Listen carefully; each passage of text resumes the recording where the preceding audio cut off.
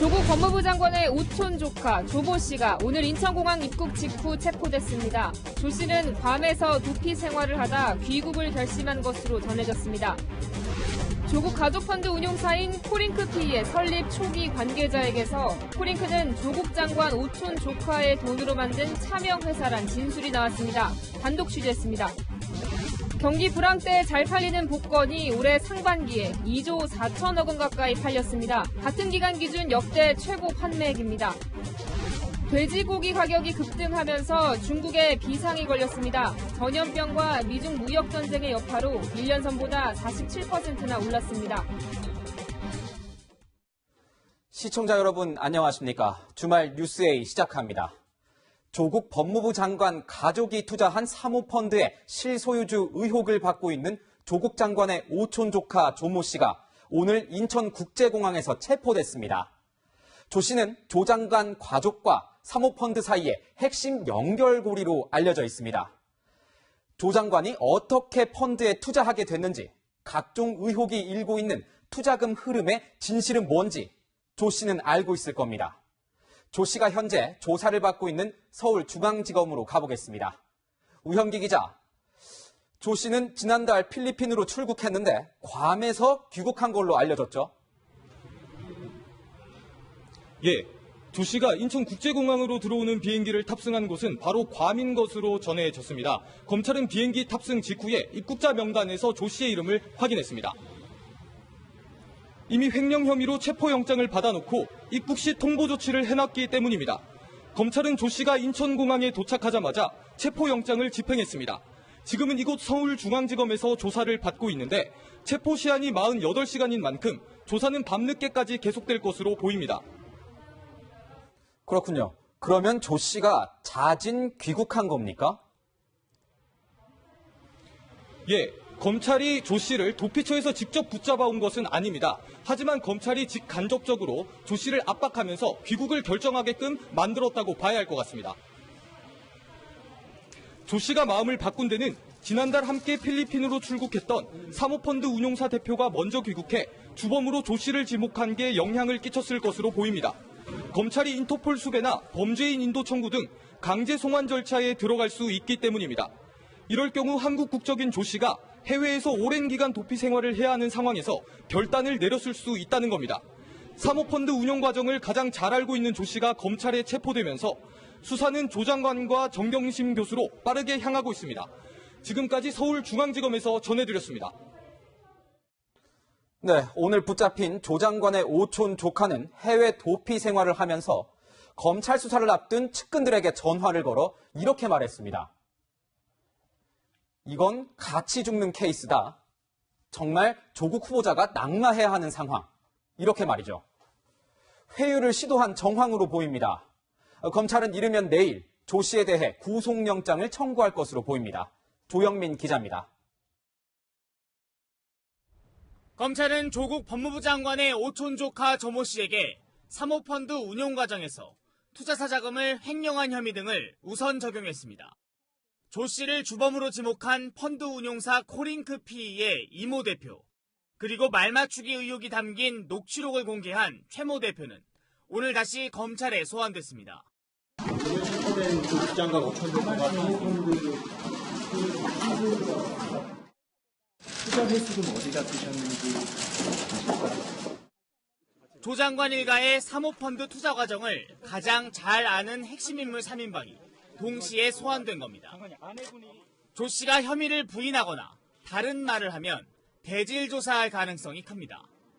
앞서 조 장관 역시 투자 자체는 오촌 조카의 소개로 시작됐다고 말했습니다.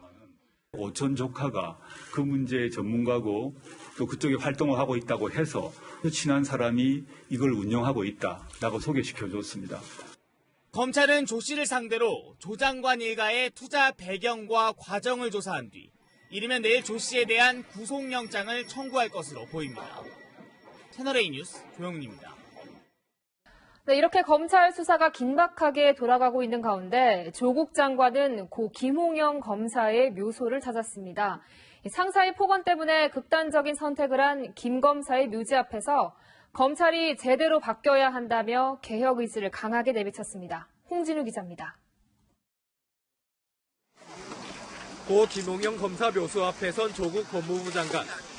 묘비 앞에 고개를 숙이고 무릎을 꿇고 앉아 유족과 이야기를 나눕니다. 김 전 검사는 서울 남부지검에 근무하던 2016년 5월 상사의 폭언과 업무 스트레스를 토로하는 유서를 남기고 극단적 선택을 했습니다. 조 장관은 다시는 이런 비극이 없도록 검찰 조직 문화를 바꾸겠다고 강조했습니다.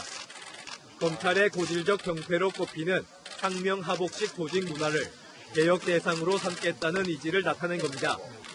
고인은 상사의 인격 모독, 폭언, 갑질 등을 견디다 못해 죽음에 이르렀습니다. 검찰의 조직 문화, 검사 교육 및 승진 제도가 제대로 바뀌어야 한다고 생각합니다. 평검사들의 목소리를 반영해 검찰 내부 문화와 제도 개선에 나서겠다고 덧붙였습니다. 반면 자신과 가족 관련 의혹에 대해선 입을 닫았습니다. 아니 지금 본사 직원이 조 장관님을 만났다라고 지금 진술을 했는데 혹시 만난 적 없으십니까? 조 장관은 취임 직후 직접 수사 축소 등 조치들을 내놓으며 검찰 개혁 작업에 속도를 내고 있습니다. 하지만 일각에선 자신과 가족을 향한 수사를 벌이고 있는 검찰을 겨냥한 압박 차원이라는 해석도 나옵니다. 채널A 뉴스 홍진호입니다. 네, 한편 조국 장관의 부인 정경심 교수는 재판에 대비하고 있습니다. 매머드급 변호인단을 꾸렸는데요. 로펌 두 곳에서 선임한 변호인이 14명에 달합니다. 면면을 봤더니 조 장관과 친분이 두텁거나 여권 핵심 인사들을 변호한 인물들이었습니다. 김단비 기자가 취재했습니다. 이달 말 재판을 앞두고 조국 장관의 부인 정경심 교수는 14명으로 구성된 대형 변호인단을 꾸렸습니다. 먼저 이재명 경기지사의 1, 2심 변호를 맡았던 김종근 변호사가 눈에 띕니다. 서울고등법원 판사 출신의 김 변호사는 법무법인 LKB 파트너스 소속으로 조 장관과는 서울대 파리학번 동기입니다. 정 교수가 김 변호사를 택한 배경엔 LKB 파트너스 이광범 대표 변호사와의 인연이 작용했다는 관측도 나옵니다. 진보 법조인으로 알려진 이 변호사는 조 장관과 서울대 법대 동아리 피데스 선후배 사이입니다. 이들이 속한 로펌에선 여권 인사의 변호를 주로 맡아왔습니다. 수행비서를 성폭행한 혐의로 유죄 판결을 받은 안희정 전 충남지사와 환경부 블랙리스트 사건으로 기소된 김은경 전 환경부 장관 등이 대표적입니다.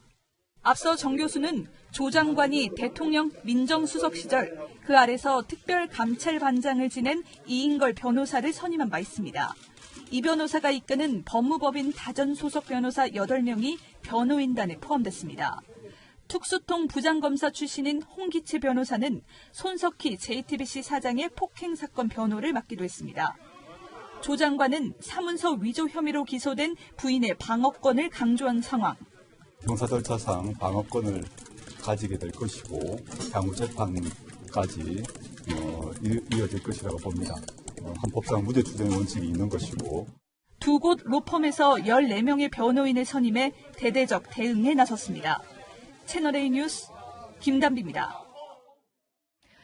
그런데 한 달간 이어지는 이른바 조국 정국이 대권 구도에도 영향을 미치는 모습입니다. 차기 대선 주자 선호도 조사에서 조국 장관이 깜짝 3위에 오른 건데요. 임명 반대 여론에 맞서 이 조 장관 지지층이 결집된 결과로 보입니다. 이 소식은 김철중 기자가 전합니다. 인사청문회에서 대권 주자로 언급되자 선을 그었던 조국 법무부 장관. 아무튼 조국 인지도는 최고로 높아갔다. 대권 후보 몇 위로 올라선지 아세요? 전 대권 후보는 어불성설이라고 생각합니다. 전혀 아니라고 생각합니다. 정계 진출에 거리를 둔 조 장관이지만 추석 직전 진행된 대선 주자 선호도 조사에서 이낙연 국무총리, 황교안 자유한국당 대표에 이어 3위를 차지했습니다. 인사청문회를 앞둔 한 달 전 조사보다 지지율이 2.6%포인트 올랐고 순위도 6위에서 3위로 높아졌습니다. 조 장관과 관련된 정치권 공방과 검찰 수사가 이어지자 조 장관의 지지층이 결집한 것으로 풀이됩니다. 문재인 대통령과 운명 정책으로 인식된다는 점, 대통령 지지층 내에서는 조국 법무부 장관이 하나의 팬덤 현상이 나타나면서 차기 대선 후보로 존재감이 나타난 것으로.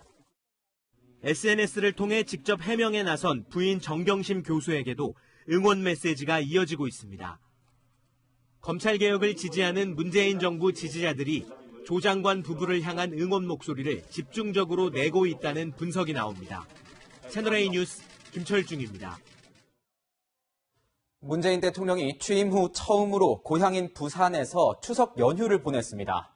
아세안 문화원도 방문했는데 명절 연휴에 외부 일정은 이례적이다 보니 조국 장관 논란으로 나빠진 부산 민심을 다잡으려는 게 아니냐, 이런 해석이 나오고 있습니다. 김윤정 기자입니다. 추석 연휴를 맞아 경남 양산의 사저와 부산의 모친 자택을 찾았던 문재인 대통령. 오늘 오후에는 부산 아세안 문화원을 방문했습니다. 오는 11월 부산에서 열리는 한아세안 특별 정상회의를 홍보하기 위해 현장을 깜짝 방문한 겁니다. 문 대통령이 부산을 포함해 경남, 울산 등 PK 지역을 찾은 건 올해에만 11번째입니다. 최근에는 내 고향 부산이라는 언급도 늘었습니다. 아시안 특별 정상회의 이후로 제 고향 부산에서 정부가 다시 법적으로 정치권에서는 총선을 앞두고 PK 민심을 겨냥한 행보라는 해석이 나옵니다. 조국 법무부 장관 딸의 부산대 의전원 특혜 의혹 등으로 지역 민심이 심상치 않기 때문입니다. 조 장관 임명 이후 PK 지역 민주당 지지율은 31.2%로 전국에서 가장 낮았습니다. 반면 조 장관 임명에 대한 부정평가는 대구 경북에 이어 두 번째로 높았습니다. 연휴 기간 부산에서 이례적으로 외부 일정에 나선 것을 두고 정치적인 해석이 나오자 청와대 핵심 관계자는 총선과 연결하는 건 억측이라고 선을 그었습니다. 채널A 뉴스 김윤정입니다. 이렇게 여권이 흔들린 민심을 되돌리기 위해 숨고르기에 나섰다면 야권은 반조국을 고리로 강력한 대여투쟁을 벼르고 있습니다.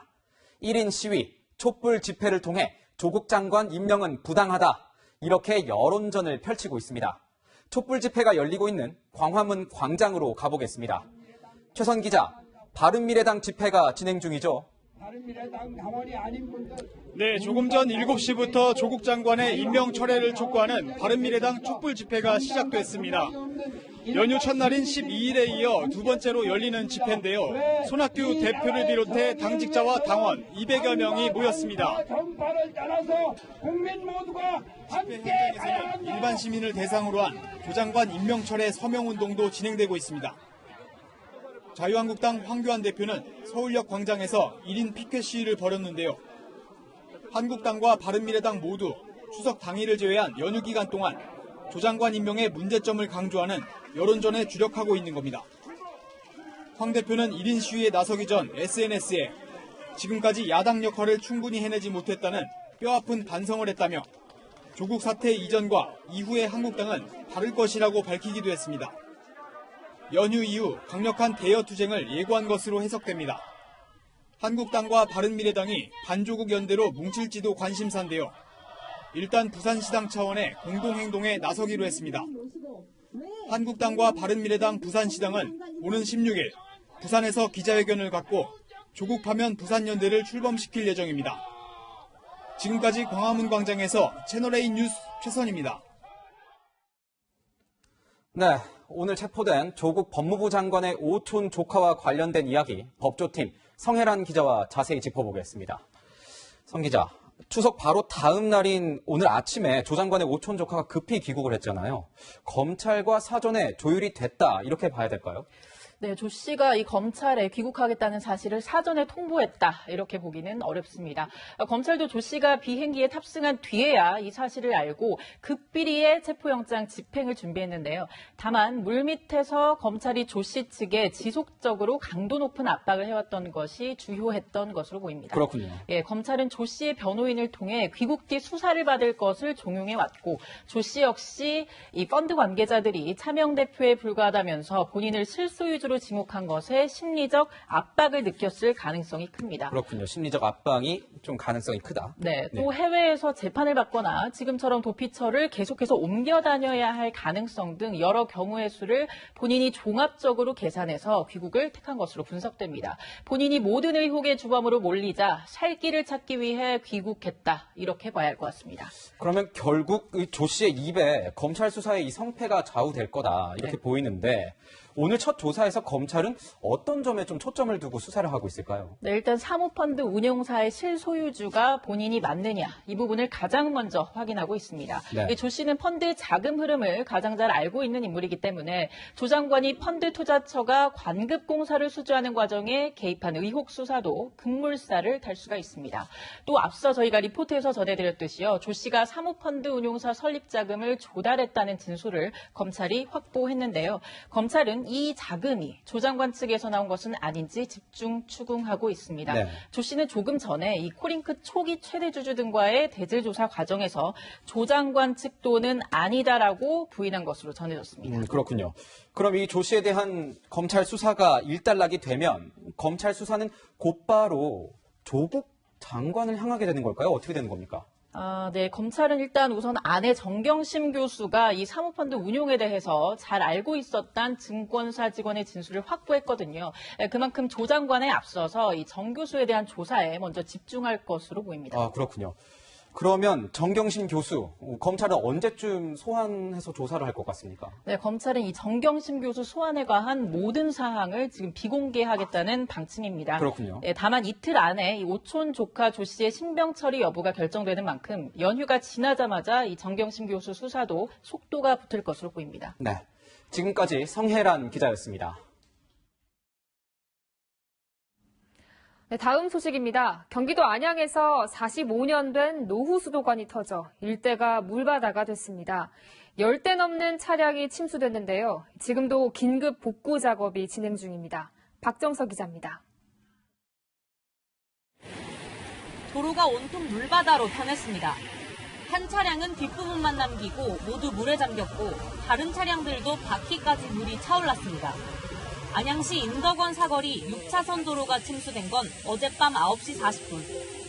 한국수자원공사가 관리하는 공업용수 배관이 터지면서 물 3,500톤이 쏟아져 나온 겁니다.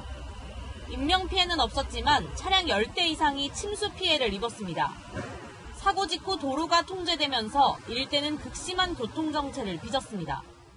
물은 계속 철철 넘치고 그래서 이게 물이 거의 1시 넘어서 빠졌는데 사람들이 다 막 여기 엉키고 난리가 났어요. 못 지나다녔어요, 여기요. 안양 소방서에서 나와가지고 감전된다고 저기서 막고 저쪽에서 막아갖고 일로 사람 전혀 못 다녔어요. 완전히. 사고가 난 수도관은 지난 1974년 매설된 노후관. 수자원공사는 낡은 수도관이 파열돼 사고가 난 것으로 보고 있습니다. 내년에 사고 난 관들을 새롭게 만드는 작업을 이런 식으로 계획이 돼 있어서 지금 하고 있는 상황 중에 얘가 사고가 난 거죠. 긴급 복구 작업이 진행되면서 오전부터 차량 통행이 일부 재개됐지만 완전 복구까지는 상당한 시간이 걸릴 전망입니다. 채널A 뉴스 박정서입니다. 네, 마치 평양 거리를 옮겨 놓은 듯하죠. 서울 한복판에 오픈을 앞둔 술집입니다. 북한 인공기와 김일성, 김정일 부자의 사진도 걸려 있는데 표현의 자유로 봐야 하는 건지 벌써부터 논란이 뜨겁습니다. 최수연 기자가 취재했습니다. 서울 홍대거리. 개점을 앞둔 한 주점의 공사가 한창입니다. 건물 외벽은 평양거리에서 옮겨놓은 듯한 그림과 선전 문구로 장식돼 있습니다. 공사 중인 주점의 입구에는 북한 인공기와 함께 김일성, 김정일 부자의 사진이 걸려 있습니다. 2달 전까지 일본식 주점이 있던 이곳에 북한을 테마로 한 주점이 버젓이 들어서는 겁니다. 지나가던 시민들은 불편한 마음을 감추지 못했습니다. 어쩌다 한 장면씩 이렇게 있는 거면은 컨셉이겠구나 하겠는데 온통 이렇게 도배가 되어 있듯이 있다 보니까 좀 그런 느낌을. 거부감도 좀 있고 세터민 분들이나 아니면은 6.25 참전용사분들이 보실 수도 있을 텐데 온라인에서는 북한의 문화를 이해하자는 취지라며 호기심을 보이는 글도 올라오는 상황. 인근 주민은 논란에 휩싸인 주점 사장의 말을 대신 전했습니다. 그런 것 때문에 한번 물어봤는데요. 다 알아보고 하신 거라 그래서 뭐 한번 할 말 있어요. 다 알아보고 한다는데. 국가보안법상으로는 반국가 단체인 북한을 찬양 또는 선전하면 징역에 처해집니다. 관심을 끌 목적으로 보이기 때문에 국가보안법 제7조의 찬양 공무죄에 해당한다고 보기는 좀 어려운 면이 있다. 하지만 표현의 자유의 한계를 넘어서는 그 영역, 경계선상에 있다 하는 생각은 들죠. 북한 인공기 개항을 표현의 자유로 인정할 것인지 논란이 이어질 것으로 보입니다. 채널A 뉴스 최순입니다. 쭈량안 티엔샤. 돼지고기와 식량이 천하를 평안케 한다라는 뜻의 중국말입니다. 중국인들의 유별난 돼지고기 사랑을 엿볼 수 있는 말인데요. 그런데 최근 아프리카 돼지 열병과 미중 무역 전쟁으로 돼지고기 공급이 크게 줄면서 중국이 그야말로 비상이라고 합니다. 권호혁 베이징 특파원입니다. 중국의 한 대형 상점. 문이 열리자 사람들이 물밀듯이 들어갑니다. 다른 정육점에도 발디딜 틈이 없습니다. 돼지고기를 싸게 사기 위해 경쟁하고 있는 겁니다. 중국 곳곳에선 서로 뺏고 뺏기는 돼지고기 쟁탈전이 벌어지고 있습니다. 지난달 중국 돼지고기 가격은 지난해 대비 46.7% 올랐습니다. 有点太快了，这快让有时候就让老百姓有时候挺慌张的。 상황이 이렇자 광시성의 한 학교에선 성적이 우수한 학생들에게 돼지고기를 나눠주기도 했습니다. 가격 폭등은 아프리카 돼지열병으로 공급량이 줄어들었기 때문입니다. 전국적으로 지난해 8월부터 수백만 마리가 폐사하거나 살처분된 겁니다. 现在非洲猪瘟疫情的形势还是很严峻的，疫情发生的隐患风险非常高。 미국과의 무역전쟁 여파도 적지 않습니다. 미국산 돼지고기와 돼지 사료에 쓰이는 수입콩에 중국이 관세 폭탄을 매기면서 돼지고기 가격이 올라가게 된 겁니다. 중국은 서민들의 불만이 커지자 브라질 등 다른 국가로부터 수입을 늘리고 있습니다. 또 미국산 추가 관세 부과 대상에서 돼지고기 등을 제외하기로 했습니다. 중국 당국은 비축해놓은 돼지고기를 풀어 공급량을 늘리겠다는 계획입니다. 하지만 전 세계 돼지고기의 절반을 소비하는 중국인들의 수요를 충족하기는 어려울 것이란 전망이 나옵니다. 베이징에서 채널A 뉴스 권호혁입니다. 네, 현실 세계에 가상의 세계를 더딥혀서 보여주는 걸 증강현실이라고 합니다. 기술이 나날이 발전하면서 일상 속에서도 손쉽게 증강현실을 만나볼 수 있게 됐습니다. 미국 샌프란시스코에서 황규락 특파원이 보도합니다. 공원 나무에 스마트폰을 비추니 작은 구멍 안에서 한 남성과 늑대에 관한 동화가 펼쳐집니다. 쉴 새 없이 움직이는 거리의 자동화 공장부터 건물 위에 나타난 정체모를 괴물까지 무심코 지나쳤던 풍경들이 예술 작품으로 재탄생했습니다. We're experiencing it outside of us, watching you. You were being dancers, you were being performers, you were the art. 모두 세계적인 작가들이 증강현실로 만든 작품입니다. In Chinese, the old saying is like that when you see, you believe what it is, right? But now, even though you see, that's not real. 복잡한 도시에서도 증강현실은 큰 힘이 됩니다. 이 스마트폰 지도에 목적지를 찍으면요, 거리를 직접 보면서 길 안내를 받을 수도 있는데요. 이렇게 증강현실로 좀 더 직관적이고 편하게 길을 찾을 수 있습니다. 매장에 가지 않아도 가상현실에서 신발을 직접 신어볼 수 있고 복잡한 작업도 가상의 설계도를 보며 작업을 할 수 있는 등 활용성이 높아지고 있는 증강현실 기술. 시장 규모도 앞으로 5년간 15배 이상 성장하면서 일상생활 곳곳에서 사용될 것으로 보입니다. 미국 샌프란시스코에서 채널A 뉴스 황규락입니다. 행운을 기대하며 복권 사는 분들 많으시죠? 올해 상반기에 팔린 복권만 2조 4천억 원에 달합니다. 역대 최고인데요. 어떤 심리 때문에 이렇게 많이 팔린 걸까요? 김지환 기자가 취재했습니다. 1등 당첨자가 41번이나 나와 이른바 명당으로 소문난 로또 복권 판매점입니다.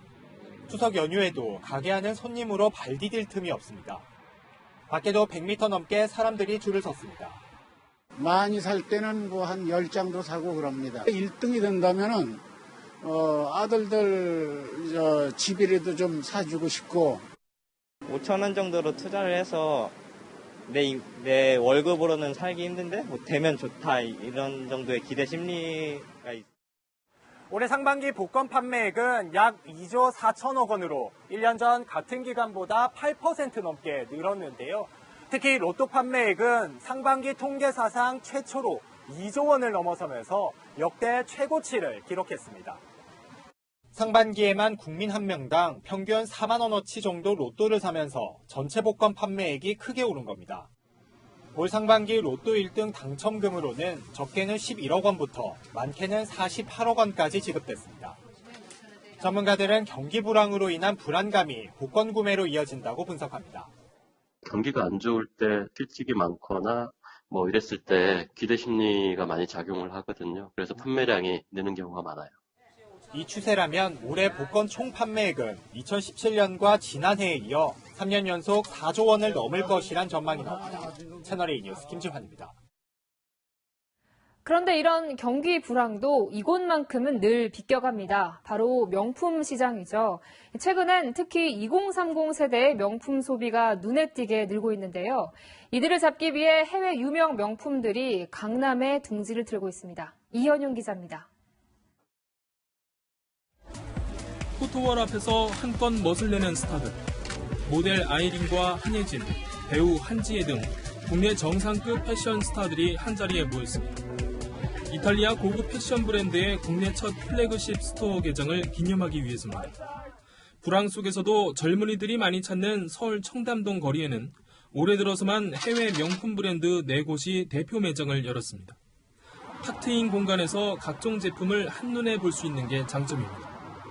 여성복 브랜드인 막스마라 창업자의 손녀 마리아 줄리아는 강남이 서울의 가장 상징적인 패션 도시라며 젊은 세대와 소통하기 위해 이 지역에 플래그숍을 열었다고 밝혔습니다.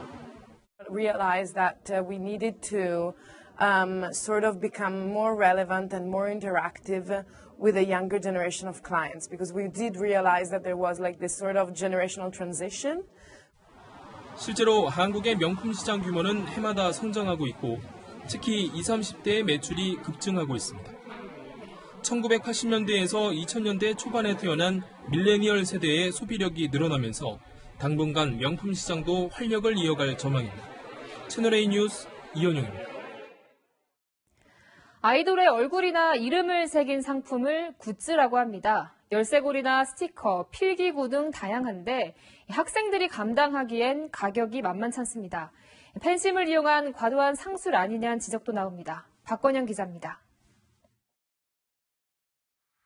아이돌 그룹 콘서트장에 가득 찬 팬들이 들고 흔드는 색색의 야광봉. 아이돌 가수의 팬이라면 한 번쯤은 구입하는 굿즈입니다. 사진이 들어간 컵부터 열쇠고리, 손거울, 필기구까지 아이돌 굿즈는 그 종류도 다양한데요. 아이돌 소속사의 정식 발매품이 아닌데도 수만 원씩 줘야 살 수 있는 게 대부분입니다.